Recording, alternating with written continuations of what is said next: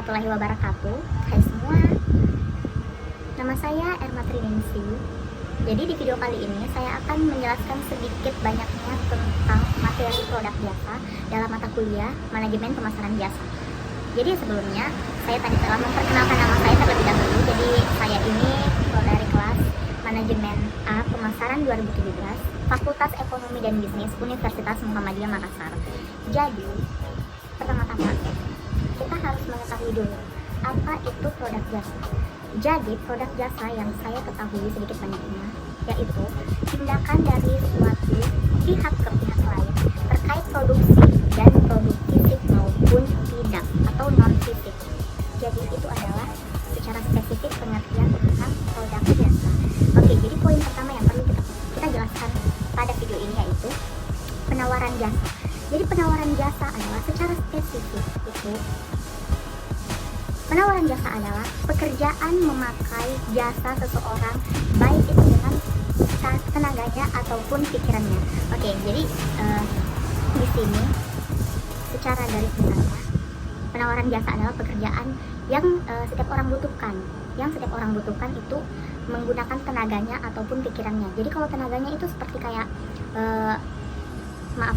ART, asisten rumah tangga, itu kita membutuhkan tenaganya.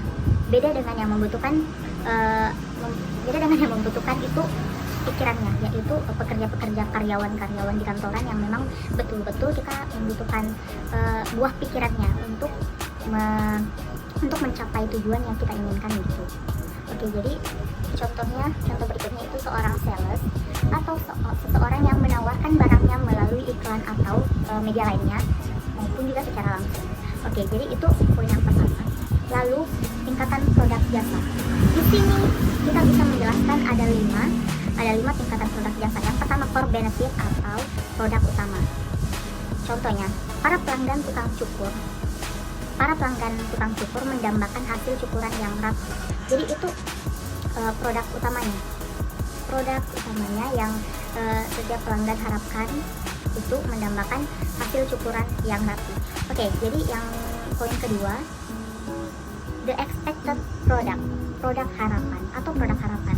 Contohnya jasa angkutan umum yang penumpang angkot mengharapkan kenyamanan di dalam angkot dan keamanan di dalam angkot. Dia sebagai penumpang pasti kita akan mengharapkan di dalam angkot itu kita baik-baik saja dan semua kenyamanannya ada pada angkot itu. Oke. Yang kedua, the core of generic product atau produk generik. Jadi contohnya usaha salon, di mana usaha salon itu bukan cuma untuk potong rambut segala macam atau bagaimana. Jadi di sini salon juga menyiapkan jasa make up, jasa perawatan, jasa perawatan rambut atau perawatan tubuh, semuanya ada di situ. Oke, jadi yang keempat yaitu the augment product atau produk lengkap. Contohnya produk smartphone. Jadi para pengguna smartphone itu bebas mau memilih warna, memilih tampilan smartphone-nya bagaimana, dan memilih casing smartphone itu agar dia itu puas untuk melihat kepuasan tersendiri untuk setiap pengguna smartphone.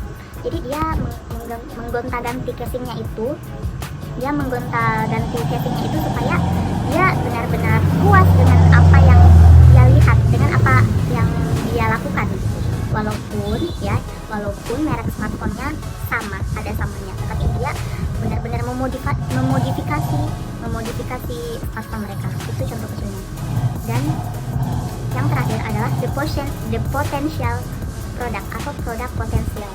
Contohnya jasa angkutan kereta api yang dapat menambahkan CCTV di setiap gerbongnya, lalu menambahkan juga keamanan dalam kereta itu agar tidak ada kejadian yang kita tidak inginkan ya. Jadi dibutuhkan CCTV dalam setiap gerbong itu. Ini demi keamanan setiap penumpang. Oke, jadi kita ke poin ketiga, itu persepsi konsumen terhadap atribut jasa. Jadi di sini saya menjelaskan persepsi konsumen terkhusus ke harga jasa. Menyatakan bahwa harga sebagai faktor penting dalam kepuasan konsumen. Karena ketika konsumen mengevaluasi nilai dari jasa yang diterimanya. Jadi saya memiliki contoh, persepsi mengenai harga yang rendah diartikan sebagai pengorbanan yang rendah atau kecil yang selanjutnya akan menimbulkan kepuasan yang tinggi. Oke, jadi selanjutnya service branding dan service deletion. Oke, service branding mempunyai ciri yang tidak berwujud. Yang pertama yang tidak berwujud, terus yang kedua tidak bisa dijual kembali atau berpindah kepemilikannya. Yang ketiga tidak bisa disimpan dan lebih sulit dan membutuhkan waktu untuk mengembangkan usahanya.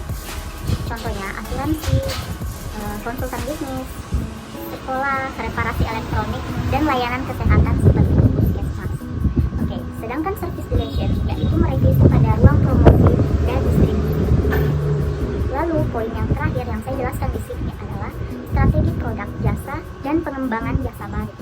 Ada beberapa kategori dalam pengembangan jasa, yaitu major innovation atau jasa yang benar-benar baru yang sebelumnya belum pernah dipasarkan. Contohnya beberapa tahun ini jasa internet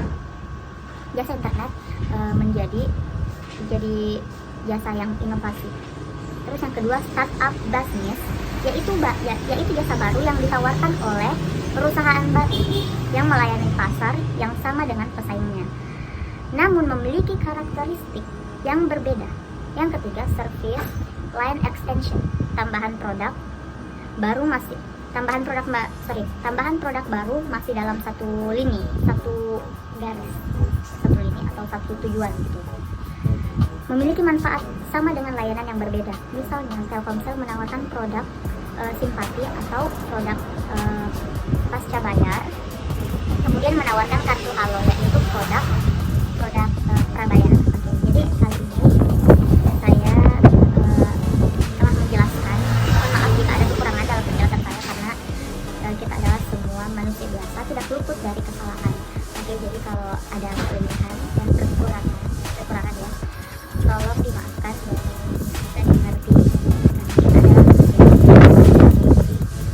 Sekian dari video singkat ini, saya ucapkan banyak terima kasih yang telah menontonnya. Billahi fisabilil haq fastabiqul khairat. Assalamualaikum warahmatullahi wabarakatuh.